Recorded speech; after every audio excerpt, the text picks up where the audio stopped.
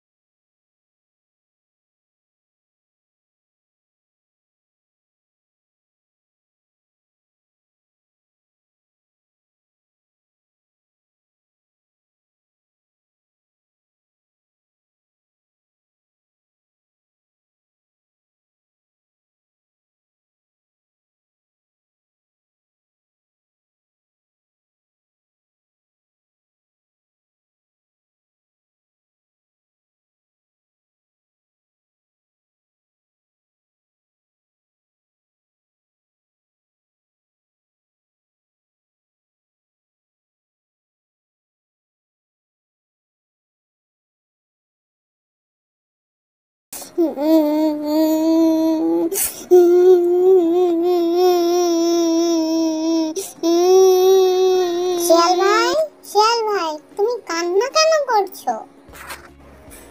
কি হয়েছে তোমার? কি আর বলবো তোমাকে দুঃখের কথা। বাঘ মামার কাছে আমার ছানা দুটোকে রেখে গিয়েছিলাম, তার মধ্যে একটি ছানা নেই। একটি ছানাকে আমি আর খুঁজে পাচ্ছি না। কত খুঁজলাম তাকে, কোথাও পেলাম না। আরে থামো থামো থামো, ওটা তোমার ছানা ছিল?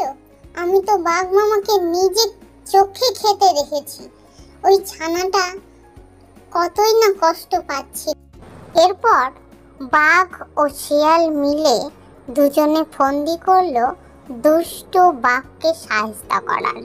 কিভাবে সেই দুষ্টু বাঘকে সাহায্য করবে এবং নিজের ছেলের মৃত্যুর বদলা নিবে, তাই তারা ফন্দি করতে লাগলো।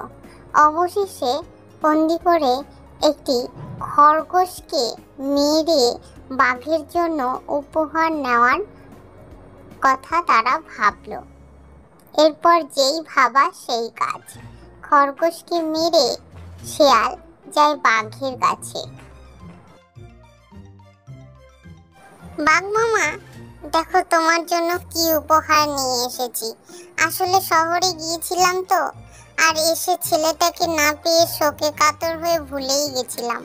তোমার জন্য দেখো কি নিয়ে এসেছি, তোমার উপহার।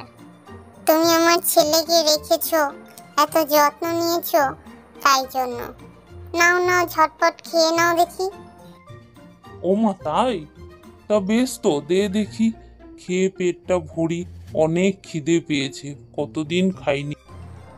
বাঘ তাড়াতাড়ি করে খরগোশটিকে খেলো, আর সে জানতোই না খরগোশের ভেতরে আসলে একটি লোহার কাঁটা ছিল, যা তার গলায় লেগে যায় এবং সে ভীষণ চিৎকার করতে থাকে এবং তারপর সে মারা যায়।